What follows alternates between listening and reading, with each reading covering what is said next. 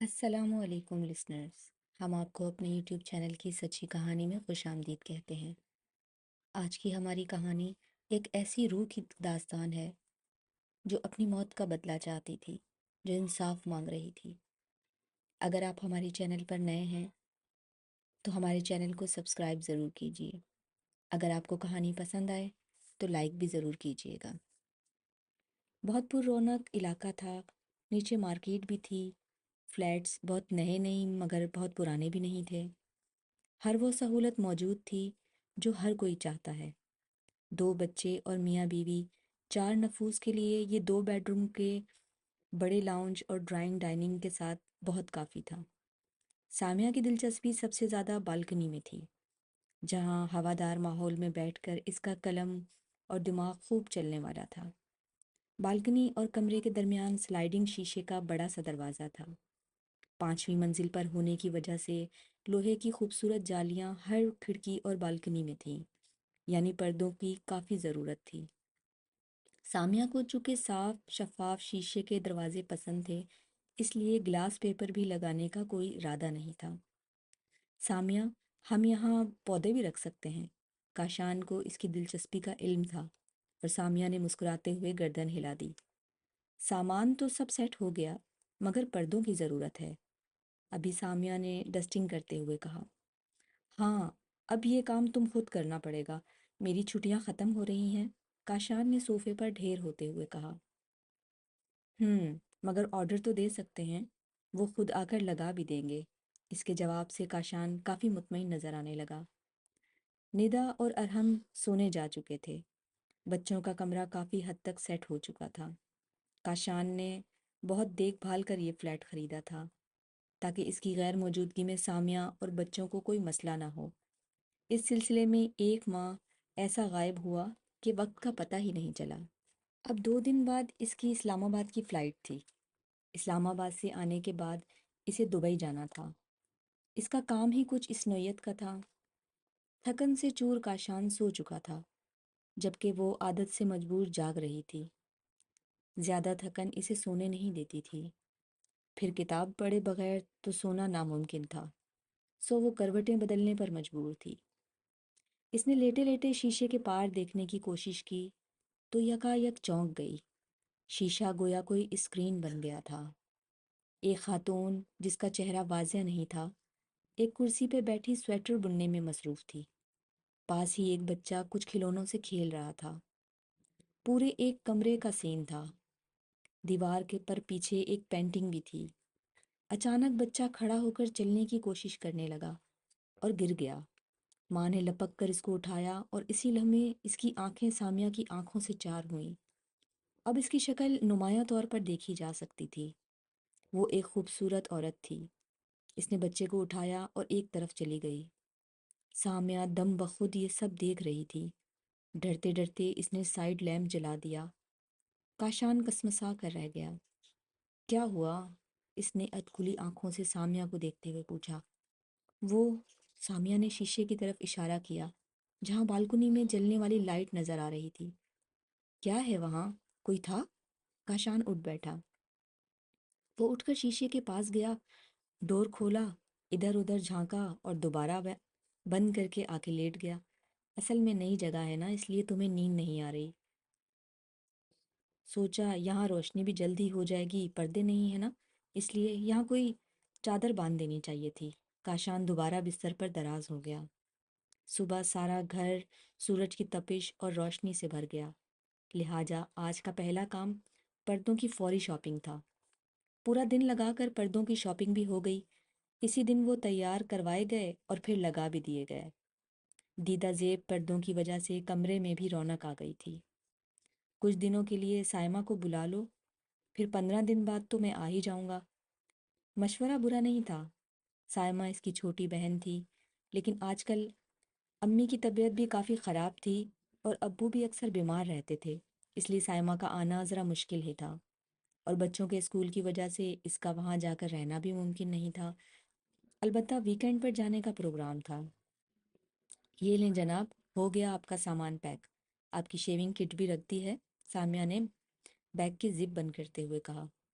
پریشان نہ ہونا، جلدی آنے کی کوشش کروں گا۔ کاشان نے اس کے لہجے کی اداسی محسوس کر لی تھی، سو اس کے گال تھپ تھپاتے ہوئے کہا۔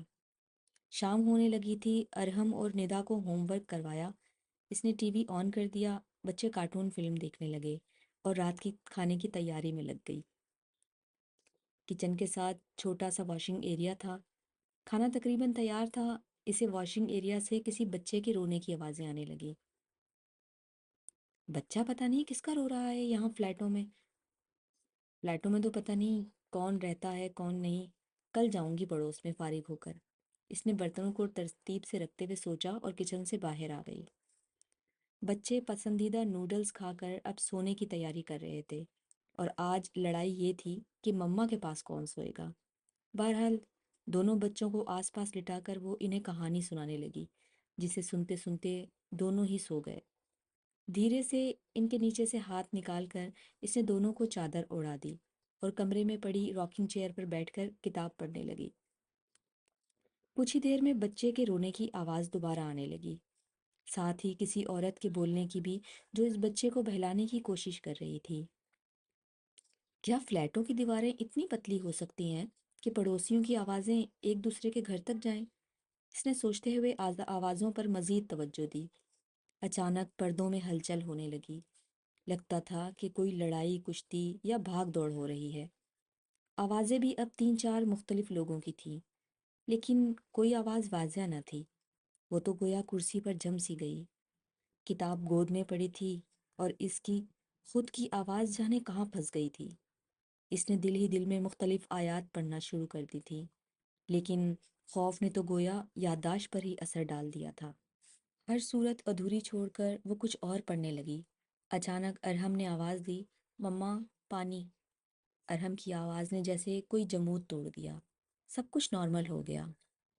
اس نے جلدی سے اٹھ کر جگ سے پانی گلاس میں ڈالا اور ارہم کے پاس بیٹھ گئی، اور اس کا سر گود میں رکھ کر وہیں بیٹھ گئی اور اس کا سر سہلانے لگی، گویا اپنے خوف سے چھٹکارا پانے کی کوشش کرنے لگی۔ بچوں کو اسکول بھیجنے کے بعد اس نے آج پڑوسیوں سے ملنے کا پروگرام بنایا، مگر کس کے گھر جائے؟ اس فلور پر 8 فلیٹ تھے، جن میں سے 2 تو خالی تھے۔ انہیں آئے ہفتہ ہو چکا تھا، لیکن کسی پڑوسی نے جھانک کر نہیں دیکھا۔ اس بات پر اسے بڑا اعتراض تھا، مگر اب یہ ان کا ذاتی گھر تھا، اس لیے یہاں انہیں سب سے مل کر رہنا تھا۔ کرائے کے گھروں میں اس نے راہ و رسم کبھی نہیں بڑھائی تھی۔ بیٹا امی ہیں؟ اس نے لنچ کے لیے پلاؤ بنایا تھا، اور اسی بہانے وہ اپنے فلیٹ کے 2 فلیٹ چھوڑ کر ان کے دروازے پر کھڑی تھی۔ اچھے طریقے سے خوش آمدید کہا گیا۔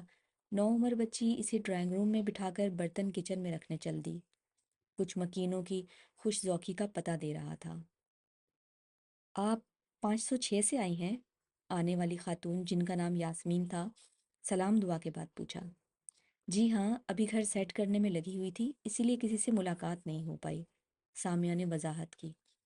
جی ہاں، ٹائم تو لگتا ہے سیٹ ہونے میں۔ خاتون کافی خوش شکل تھی، جانے سے کیوں ایک انسیت سی محسوس ہو رہی تھی، جانی پہچانی لگ رہی تھی۔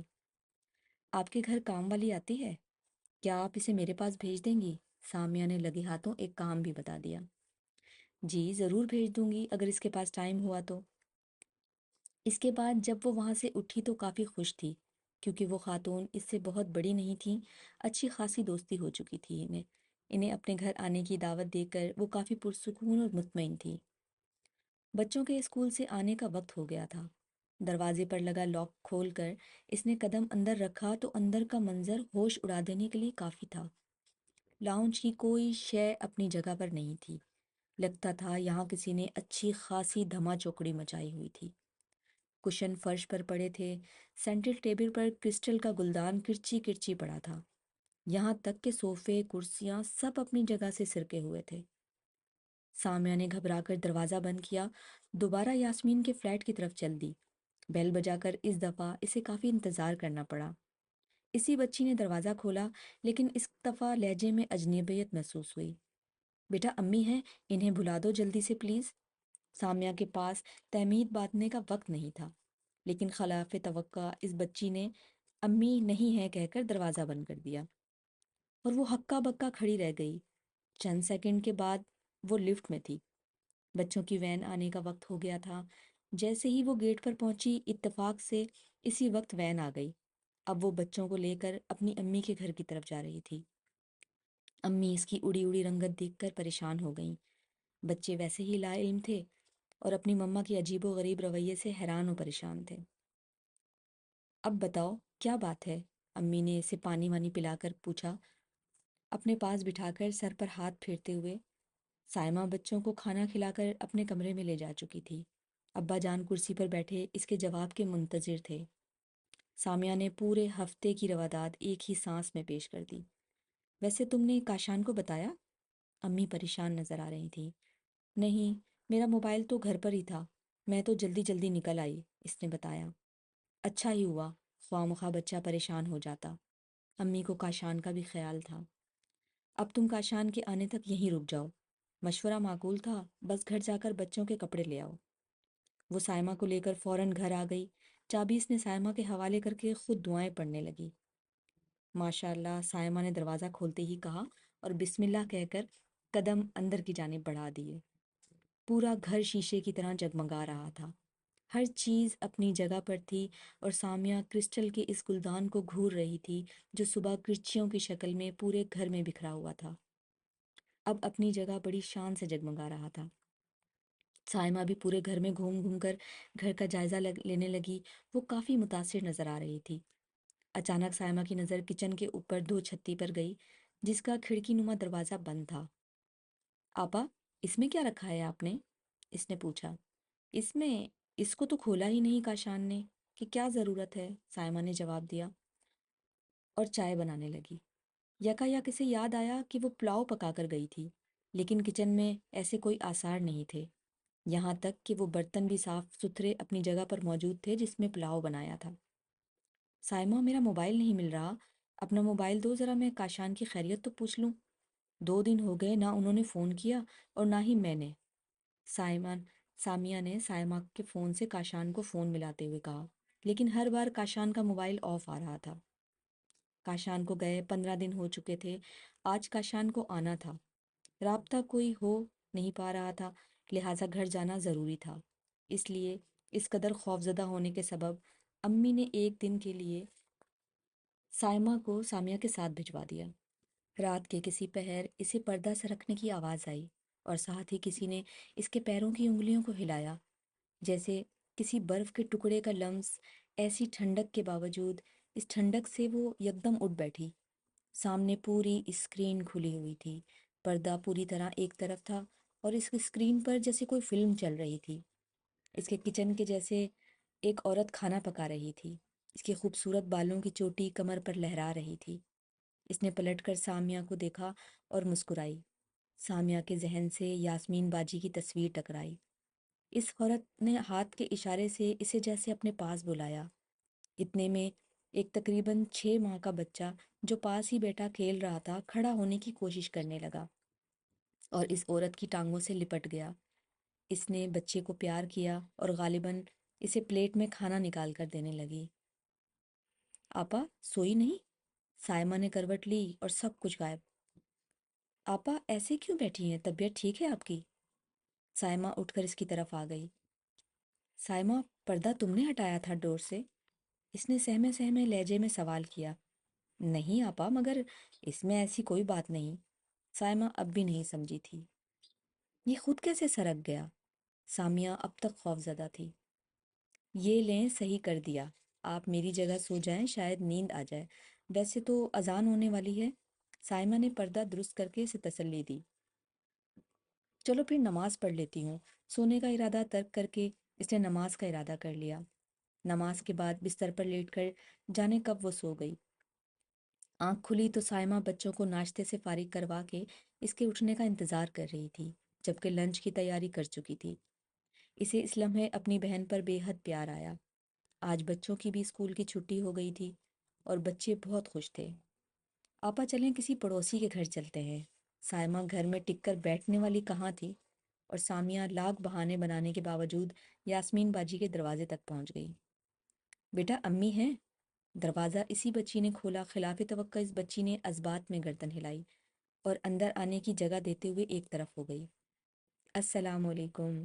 میں مسز علی ہوں۔ ڈرائنگ روم میں داخل ہونے والی خاتون نے آتے ہی اپنا تعارف کروایا۔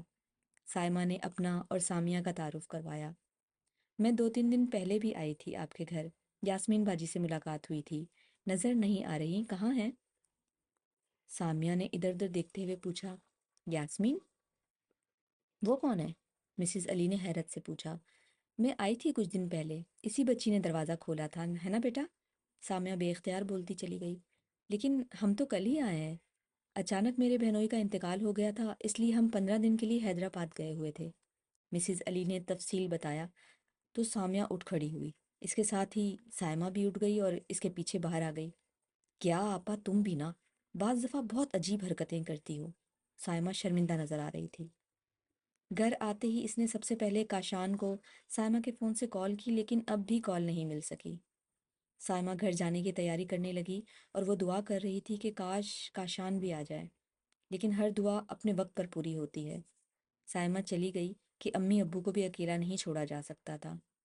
شام بھی گزر گئی، اس نے بچوں کو کھانا کھلا کر کارٹونز لگا دیے۔ رات کے 10 بج چکے تھے۔ خود کو مصروف رکھنے کے لیے اس نے الماری درست کی، گھر کی صفائی کی، کچن سمیٹا اور شاور لے کر بچوں کے پاس ہی میگزین لے کر بیٹھ گئی اور ورک گردانی کرنے لگی کہ اچانک ڈور بیل کی آواز پر چونک گئی۔ بچے بھی سوالیہ نظروں سے اپنی ماں کی طرف دیکھنے لگے۔ کون ہے؟ اس نے سہمی ہوئی آواز میں پوچھا۔ کاشان کی آواز سن کر اس میں جانے کہاں سے اتنی پھرتی آ گئی کہ تیزی سے دروازہ کھول کر وہ کاشان کے سینے سے لگ کر پھوٹ پھوٹ کر روندی۔ کاشان اچانک اس کا یہ رد عمل دیکھ کر گھبرا گیا۔ گھر میں کچھ دیر بیٹھنے کے بعد سامیہ نے تمام واقعات و حالات اس کے سامنے رکھے۔ بظاہر اس کے سامنے مطمئن اور پرسکون رہنے کا تاثر دیتا رہا، لیکن بات پریشان کن تھی، اس لیے وہ کچھ سوچنے پر مجبور ہو گیا۔ انتہائی تھکن کے باوجود آج اس نے جاگنے کا ارادہ کر لیا تھا۔ سامیہ کو کاشان کی موجودگی کا احساس ہی پرسکون کرنے کے لیے کافی تھا، اور آج تو بغیر مطالعہ کیے ہی وہ جلد ہی سو گئی۔ کاشان نے لیپ ٹاپ نکالا اور اپنے آفس کے کام کرنے لگا۔ کام کرتے کرتے اسے وقت گزرنے کا پتہ ہی نہ چلا۔ رات کے 3 بج رہے تھے اور گردن جھکائے جھکائے اکڑ سی گئی تھی۔ اس نے گردن اٹھا کر دائیں بائیں ورزش کی اور اسے محسوس ہوا کوئی اسے دیکھ رہا ہے۔ کیا یہ سامیہ کی باتوں کا اثر تھا؟ اس نے سوچا، لیکن نہیں۔ اس کے دروازے پہ ایک بلی تھی جو خاموشی سے اسے دیکھ رہی تھی۔ کاشان نے جلدی سے سوئی ہوئی سامیہ کی طرف دیکھا اور پھر بلی کی طرف بڑھا، لیکن اب وہ وہاں نہیں تھی۔ البتہ ہلکی ہلکی میاؤں میاؤں کی آواز اسے کچن کی طرف لے آئی، جہاں صرف آواز تھی، بلی کہیں نہیں تھی۔ اس نے بہت تلاش کیا کہ کوئی ایسا راستہ مل جائے جس سے بلی آئی بھی اور چلی بھی گئی۔ مایوس ہو کر وہ واپس پانی پی کر اپنے بیڈ پر آ گیا۔ نیند جو اب آنکھوں میں جگہ بنانے لگی تھی اڑن چھو ہو گئی۔ سامیہ کی باتوں میں کچھ صداقت نظر آنے لگی تھی۔ ارے ارے کاشان بھائی، آپ کدھر؟ آئیے آئیے، کیسے آنا ہوا؟ اسٹیٹ ایجنٹ وقار نے کاشان کو آتے دیکھا تو کھڑا ہو گیا، ہاتھ ملا کر بیٹھنے کا اشارہ کیا اور خود بھی کرسی پر براجمان ہو گیا۔ وقار بھائی، سچ سچ بتائیے گا، یہ مکان کب سے بند ہے؟ سلام دعا کے بعد چھوٹتے ہی کاشان نے پہلا سوال کیا۔ کیوں بھائی، خیر تو ہے؟ آپ پہلے میرے سوال کا جواب دیجئے، کاشان نے سختی سے کہا۔ شاید 6 مہینے سے، وقار نے سوچتے ہوئے کہا۔ رحمان صاحب کا گھر کہاں ہے معلوم ہے تمہیں؟ کاشان نے پچھلے مالک کے بارے میں پوچھا۔ وہ تو ملک سے باہر ہوتے ہیں۔ کاشان کو جواب سے مایوسی ہوئی، پر بس گھر بیچنے کے سلسلے میں باہر سے آئے تھے۔ کاشان نے گاڑی کی چابی اٹھائی اور واپسی کا راستہ اختیار کیا۔ گاڑی پارک کر کے وہ لفٹ کی طرف بڑھا تو اس کی نظر کاؤنٹر پر بیٹھے طاہر پر پڑی۔ وہ کچھ سوچتے ہوئے اس کی جانب آ گیا۔ ارے کاشان بھائی، کیسے ہیں؟ گھر سیٹ ہو گیا؟ کوئی مسئلہ تو نہیں؟ طاہر کا تعلق فلیٹس کی انتظامیہ سے تھا۔ اس نے عادتاً پوچھا۔ مسئلہ تو ہے طاہر صاحب، کیا اس فلیٹ کے بارے میں آپ نے کوئی غیر معمولی بات سنی ہے؟ کبھی طاہر کچھ بتانے لگا تھا کہ اچانک اس کی کرسی کسی نے کھینچ لی اور وہ گر پڑا۔ اس نے اٹھنا چاہا تو اسے محسوس ہوا اس پر کوئی بوجھ ہے جو اسے اٹھنے نہیں دے رہا۔ کاشان نے اس کو سہارا دینے کے لیے ہاتھ بڑھایا تو لگا کسی انگارے کو ہاتھ ٹکرا گیا۔ اس نے ہاتھ کھینچ لیا۔ طاہر بے بسی سے اسے دیکھنے لگا اور جانے کا اشارہ کرنے لگا۔ کاشان وہاں سے ہٹ گیا اور لفٹ میں داخل ہو گیا۔ کیا بات ہے کاشان، آج آپ کہاں بزی رہے اور اب بھی آپ کا دماغ کہیں اور ہی ہے؟ سامیہ نے کھانا کھاتے ہوئے اسے گمسم دیکھ کر پوچھا۔ کچھ نہیں، وہ طاہر والا واقعہ سنا کر اسے مزید پریشان نہیں کرنا چاہتا تھا۔ آج صبح سے موسم ابر آلود تھا۔ کاشان آفس کے لیے تیار ہو کر گاڑی تک آیا تو ہلکی سی پھوار شروع ہو گئی تھی، اور آفس تک پہنچتے پہنچتے بارش باقاعدہ شروع ہو گئی تھی۔ وقفے وقفے سے بارش نے پورے شہر کو جل تھل کر دیا تھا۔ شام تک پورا شہر بری طرح متاثر ہو چکا تھا۔ ایسے میں سب سے پہلے بجلی متاثر ہوتی ہے۔ ایمرجنسی لائٹس کی روشنی میں وہ اپنے بچے سمیٹ کر بیٹھی ہوئی تھی۔ کہاں ہے کاشان؟ بچے بہت ڈر رہے ہیں، لائٹ بھی چلی گئی ہے۔ اس نے اپنے خوف کو مزے سے لوڈو کھیلتے بچوں کے سر ڈالتے ہوئے کہا تو وہ کاشان نے آتے ہی اسے نیا موبائل دلوا دیا تھا۔ یار، بہت ٹریفک جام ہے، گھنٹہ تو لگ ہی جائے گا۔ تم ایمرجنسی کی چارجنگ ختم ہونے سے پہلے موم بتیاں کچن سے لے آؤ۔ کاشان نے مشورہ دیا جس پر عمل وہ پہلے ہی کر چکی تھی۔ موسم قدرے ٹھنڈا ہو چکا تھا۔ بچے کھیلتے باتیں کرتے لاؤنج میں ہی سو گئے تھے۔ ایمرجنسی لائٹ کی روشنی مدھم ہونے لگی تھی۔ اس نے 2 موم بتیاں جلا لیں اور ٹیبل کے بیچ میں رکھ دیں۔ کاشان ابھی تک نہیں پہنچا تھا۔ صوفے سے ٹیک لگائے اسے بھی اونگ آ گئی تھی کہ کسی نے دھیمے سے کندھے پہ ہاتھ رکھا اور وہ ہڑبڑا کر اٹھ گئی کہ شاید کاشان آ گیا، لیکن وہاں کوئی نہیں تھا۔ وہ بری طرح ڈر گئی۔ کچھ ہی دیر کے بعد بجلی بھی آ گئی اور کاشان بھی۔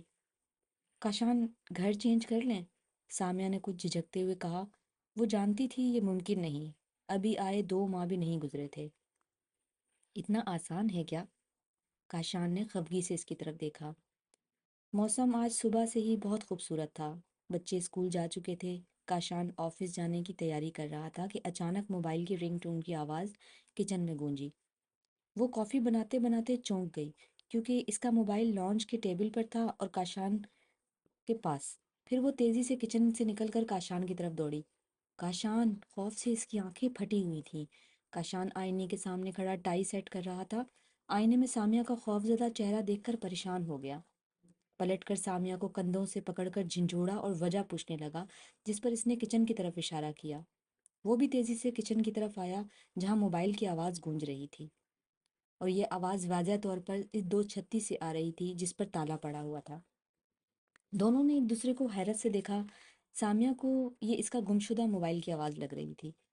موبائل کی آواز مسلسل اور تیز تھی۔ کاشان نے کچھ دیر سوچا اور کسی کو کال ملانے لگا۔ سامیہ اپنے کمرے میں آ گئی۔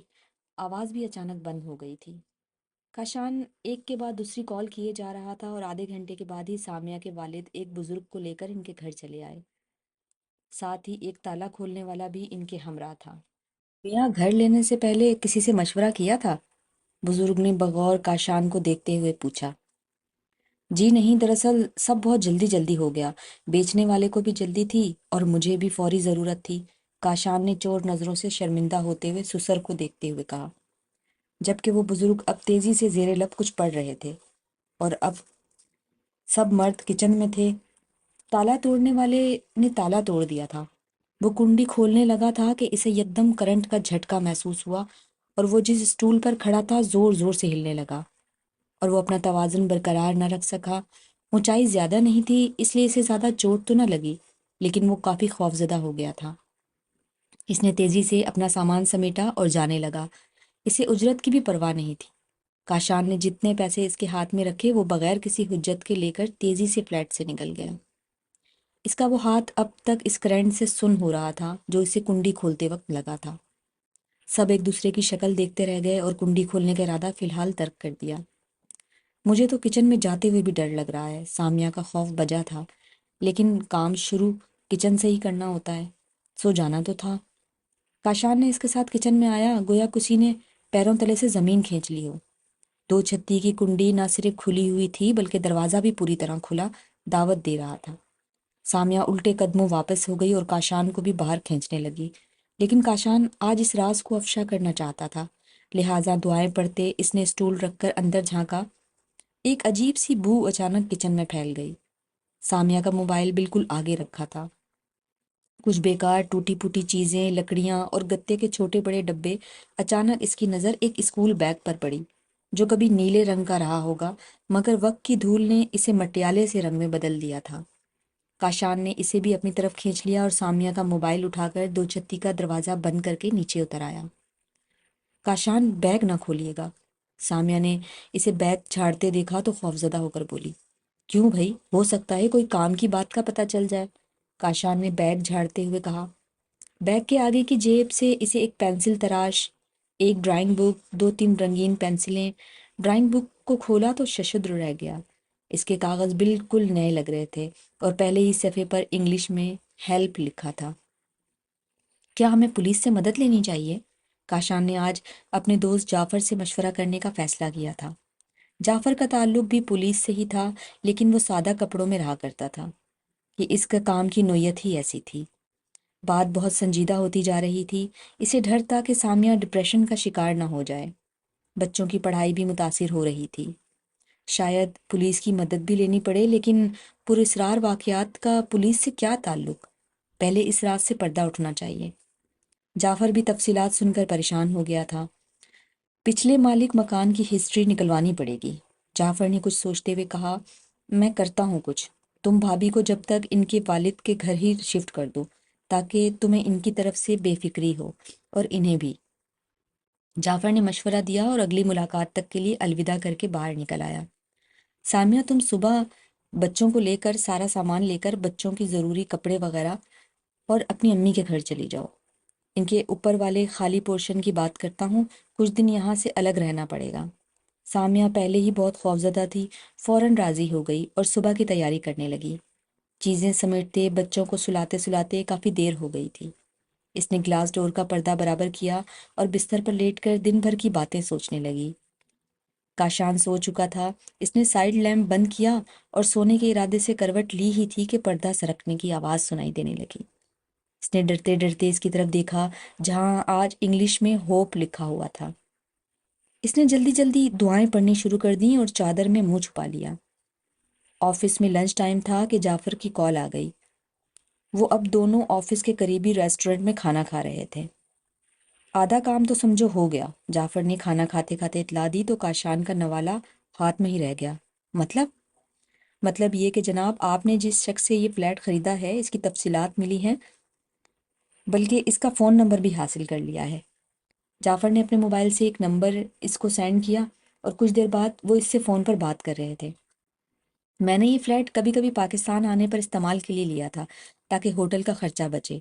میں سال میں ایک دفعہ فیملی کے ساتھ پاکستان آتا ہوں، لیکن جب بھی اسے سیٹ کرنے کا سوچتا ہوں کچھ نہ کچھ رکاوٹ آ جاتی ہے، رحمان صاحب نے وضاحت دیتے ہوئے کہا۔ پھر ہم دوبارہ کینیڈا آ گئے، سوچا جب رہ نہیں سکتے تو بیچ ہی دیتے ہیں، سو بیچ دیا۔ انہوں نے مزید وضاحت کر دی۔ آپ نے جن سے خریدا تھا ان کے بارے میں کچھ بتا سکتے ہیں اگر زحمت نہ ہو تو؟ میں نے تو خود اسٹیٹ ایجنٹ کے ذریعے ہی لیا تھا، تیمور نام تھا اس کا، اور اسی کے نام سے ایجنسی بھی تھی، لیکن جب بیچنے کا رابطہ کیا تو نہیں ہو سکا، اور نہ ہی اب وہ ایجنسی وہاں ہے۔ پھر تو آپ کو پتہ ہی ہے، وقار تو آپ جانتے ہی ہیں وقار کو۔ ریحان صاحب نے بہت خلوص سے ان کو مطلوبہ سوالات کے جواب دیے۔ انور ملک نام تھا مالک مکان کا، یہ مجھے یاد ہے۔ ساری گفتگو میں صرف یہ کام کی بات نکلی۔ معاملہ جوں کا تو کھڑا تھا۔ کاشان نے مایوس ہو کر گردن جھکا لی۔ شاید مجھے بھی اپارٹمنٹ بیچ دینا چاہیے، اس نے دل گرفتہ ہو کر کہا۔ ارے نہیں یار، مایوس نہ ہو، ایک کوشش اور کرتے ہیں۔ یہ سب اسٹیٹ ایجنٹ ایک دوسرے کو جانتے ہیں، تیمور کا پتہ چل جائے گا تو شاید کچھ بات واضح ہو جائے۔ جعفر نے امید کا ایک نیا دیا اس کے ہاتھ میں تھما دیا تھا۔ مما میری میتھ کی بک اور کلر نہیں مل رہے، شاید گھر پر رہ گئے۔ ارحم نے اسکول سے آتے ہی مما کو پریشان کرنا شروع کر دیا۔ امی کے گھر آنے کے بعد ارحم بیمار ہو گیا تھا، تو 3-4 دن کی چھٹی کے بعد آج اسکول گیا تو اسے اندازہ ہوا کہ کئی چیزیں فلیٹ میں ہی رہ گئی ہیں۔ اچھا بیٹا، بابا آ جائیں گے تو ان سے کہنا وہ لا دیں گے بک شاپ سے۔ نہیں مما، مجھے وہی بک چاہیے، اس میں ٹیچر نے ایکسرسائز بھی کروائی ہوئی تھی۔ ارحم تیسری کلاس میں تھا، اس کی کتاب اسی طرح کی تھی۔ اچھا چلو دیکھتے ہیں، اس نے کچھ سوچتے ہوئے ارحم کے سر پر ہاتھ پھیرا۔ شام کو کاشان کو آتے آتے دیر ہو گئی تھی۔ ارحم کی ضد تھی کہ کتاب آج ہی چاہیے، سو کھانا کھاتے کھاتے 9 بج چکے تھے، مگر ان کو جانا پڑا چونکہ سامیہ ہی جانتی تھی کہ بچوں کی چیزیں کہاں رکھی ہیں، سو سامیہ کو جانا ہی پڑا۔ اماں نے ڈھیر ساری دعائیں اس پر پھونک دیں اور خود بھی دعاؤں کا ورد کرتے ہوئے کاشان کے ساتھ ہو لی۔ کاشان نے دروازہ کھولا اور اللہ کا نام لے کر اندر قدم رکھ دیا۔ لائٹ جلا کر پورے فلیٹ کا جائزہ لیا، کوئی غیر متوقع بات نظر نہیں آئی۔ پھر بھی سامیہ جلد سے جلد یہاں سے نکلنا چاہتی تھی۔ اس نے بچوں کے کمرے سے مطلوبہ اشیاء کے علاوہ بھی کچھ چیزیں ضروری ایک بیگ میں ڈالیں۔ بچوں کے کپڑے بھی جلدی جلدی بیگ میں ٹھونسے۔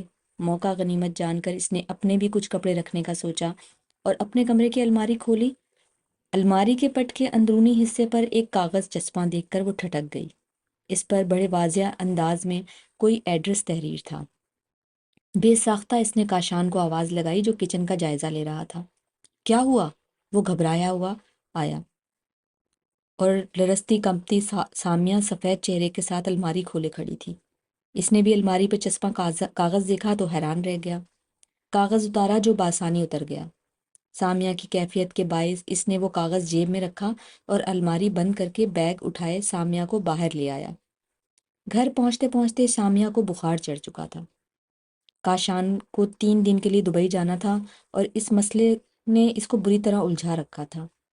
ایک بار پھر وہ جعفر کے ساتھ بیٹھا تھا۔ تیمور کا کوئی پتہ نہیں چل سکا تھا، لیکن اب جعفر کے سامنے ایک کاغذ رکھا تھا جس پر لاہور کے کسی علاقے کا پتہ درج تھا۔ شاید یہی وہ سرا ہو جس سے ساری گتھی سلجھ جائے۔ جعفر کا یہی خیال تھا۔ اس نے کاشان کو تسلی سے دبئی جانے کی تاکید کی اور خود اس پتے کے پیچھے جانے کا فیصلہ کیا۔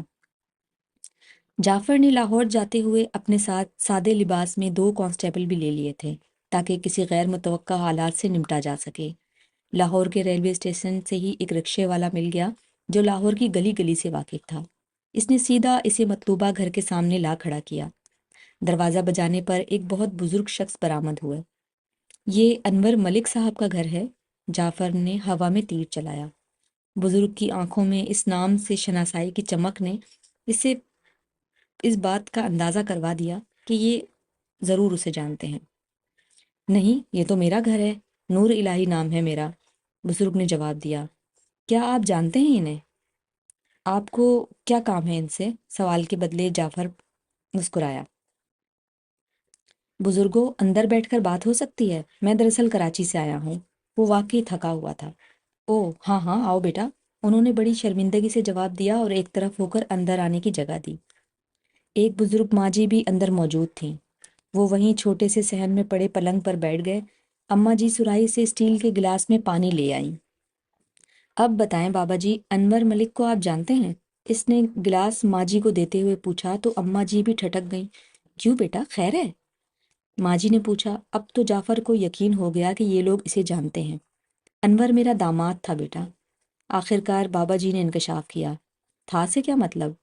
جعفر نے ان کے چہرے پر چھائی اداسی محسوس کر لی تھی۔ دراصل میری بیٹی کی شادی تو منور ملک سے ہوئی تھی۔ اچھا آدمی تھا وہ، بیٹی بھی خوش تھی، لیکن خوشی اسے راس نہیں آئی۔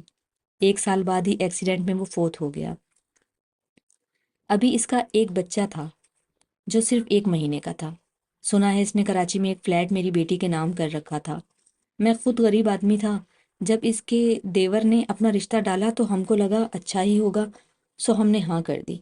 بابا جی نے گلے میں پڑے رومال سے موٹے عدسے والی اینک کے پیچھے چھپی آنکھوں سے نمی صاف کی اور ایک ٹھنڈی آہ بھری۔ پھر کیا ہوا؟ جعفر نے ان کے زانوں پر ہاتھ رکھ کر ہمدردی سے پوچھا۔ کچھ دن تو بیٹا وہ خوش لگ رہی تھی، پھر اس نے ہم سے ملنا جلنا چھوڑ دیا۔ ہماری ایک ہی تو اولاد تھی۔ انور سے کہا کہ ہفتے میں 1 دن تو ملنے بھیج دیا کرو، مگر وہ چیخو پکار کرنے لگا۔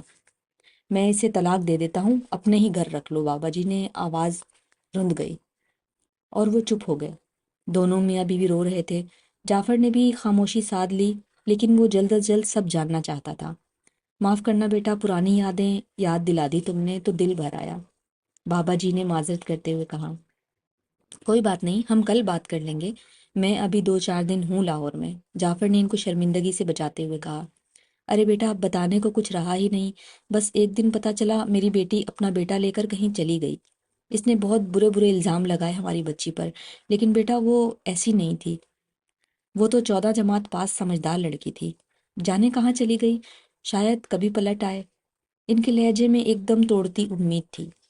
ماں جی غالباً روتے روتے کمرے میں چلی گئی تھیں اور وہ مزید اس درد کو نہیں سننا چاہتی تھی۔ آپ نے تلاش نہیں کیا؟ انہوں نے جس بے بسی سے جعفر کی طرف دیکھا وہ اسے شرمندہ کر گیا۔ ویسے بیٹا، ہمارے گھر کا پتہ آپ کو کس نے بتایا؟ بابا جی کا ذہن یہ بات سمجھنے سے قاصر تھا کہ 2 سال بعد اس موضوع کو چھیڑنے والا کون کہاں سے آ گیا۔ یہ بھی پتہ چل جائے گا۔ فی الحال یہ بتائیں کہ آپ مجھے انور کے گھر کا پتہ دے سکتے ہیں؟ یہاں جعفر کا کام ختم ہو چکا تھا۔ اسے لگتا تھا کہ معاملہ اب اس کی گرفت میں آتا جا رہا ہے۔ بابا جی کے گھر سے نکل کر اس نے کاشان کو رپورٹ دی، چند ضروری باتیں پوچھیں، اور کچھ دیر بعد وہ اپنے خفیہ ساتھیوں کے ہمراہ دروازے پر کھڑا تھا۔ دروازہ کھٹکھٹانے پر ایک سرخ آنکھوں اور موٹی موٹی مونچھوں والا شخص نمودار ہوا۔ ہاں جی، کس سے ملنا ہے؟ بڑے اکڑ کر پوچھا گیا۔ اگر آپ ہی انور ملک ہیں تو آپ ہی سے ملنا ہے جناب، جعفر نے بڑے اطمینان سے جواب دیا۔ کیوں بھائی، کیا کام ہے؟ آپ کی سابقہ بیوی بچے کی گمشدگی کی رپورٹ کروائی ہے کسی نے۔ جعفر گھاک آدمی تھا، بات اگلوانے کا ہنر جانتا تھا۔ انور کے چہرے کا رنگ ایک لمحے کو تبدیل ہوا، مگر اس نے خود کو سنبھال لیا۔ پر اس کو غائب ہوئے تو 2 سال ہو گئے، اور یہ رپورٹ کس نے کرائی؟ چاچا نور الہی نے؟ اس نے اچنبھے سے پوچھا۔ یہ تو آپ کو بعد میں بتائیں گے، ہم آپ کے گھر کی تلاشی لینی ہے، جعفر نے بڑے دبنگ انداز میں کہا، لیکن اس کے سامنے بھی ایک شاطر آدمی تھا۔ وارنٹ ہے آپ کے پاس؟ وہ اب بھی دروازے کو گھیرے کھڑا تھا۔ ہاں جی ہے۔ ایک بار پھر اس نے جھوٹ کا سہارا لیا۔ انور کی ہوا نکل گئی۔ اس کی علمیت بس یہیں تک تھی۔ اس نے وارنٹ دیکھنے پر اصرار تک نہ کیا اور اندر اطلاع کروا کے گھر میں رسائی دی۔ تلاشی کا مقصد صرف اس پر نفسیاتی دباؤ ڈالنا تھا، ورنہ 2 سال بعد شواہد کہاں باقی رہتے ہیں۔ آپ کو ہمارے ساتھ تھانے چلنا ہوگا۔ وہ قریبی تھانے کے ایس ایچ او سے پہلے ہی بات کر چکا تھا۔ مگر میں نے کیا کیا ہے؟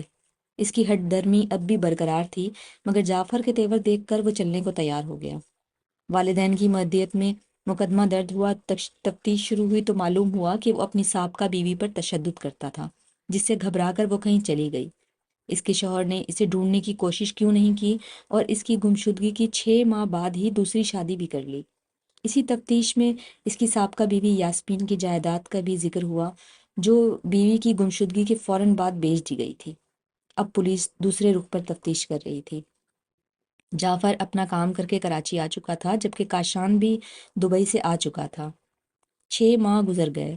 اس دوران کاشان کئی دفعہ کسی نہ کسی کام سے فلیٹ آتا رہا، اور صورتحال پرسکون رہی کہ اچانک جعفر کی کال آئی اور لاہور جانا ہے کیس کے سلسلے میں۔ دونوں دوست دوسرے دن کی فلائٹ سے لاہور پہنچ گئے، جہاں کیس اپنے حقیقی انجام تک پہنچ چکا تھا۔ جائیداد کی لالچ میں یاسمین سے شادی اور زبردستی فلیٹ اپنے نام کروا کے یاسمین اور اس کے بچے کو قتل کر کے یہ سب انور ہڑپ کر چکا تھا، اور اس کی نشاندہی پر گھر کے پکے صحن کے نیچے سے مقتولین کی ہڈیاں بھی دریافت کر لی گئی تھیں۔ باعزت ان کی تدفین کے بعد جیسے اس کے والدین کو قرار آ گیا تھا۔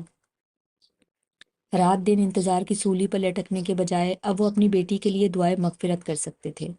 کہتے ہیں کھوئے ہوئے انسان کے ساتھ آدمی جیتا مرتا رہتا ہے، لیکن مرے ہوئے پیاروں پر صبر آ جاتا ہے۔ ظالم کو انجام تک پہنچتا دیکھ کر انہیں بھی صبر آ گیا تھا، لیکن یہ ایک راز ہی رہ گیا، ایک آدمی کراچی سے ان کی مظلوم بیٹی کو انصاف دلانے کیسے پہنچ گیا۔ آج سامیہ پھر سے اپنی جنت میں تھی۔ دن بھر صفائی ستھرائی کے بعد وہ خود بھی فریش ہو کر اپنے بال سنوار رہی تھی۔ بچے اپنے کمرے میں اپنے حساب سے چیزیں سیٹ کر رہے تھے۔ کاشان بستر پر دراز ہو چکا تھا۔ اچانک اسے ایک بہت پرسکون سی خوشبو محسوس ہوئی۔